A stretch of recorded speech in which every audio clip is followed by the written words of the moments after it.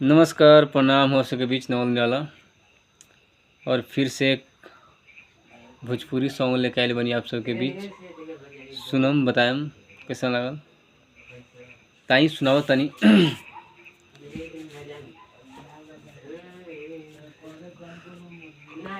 सखी पियवा कमजोर हो गइल, सखी पियवा कमजोर हो गइल, संग के गोतनी लरकोर हो गइल।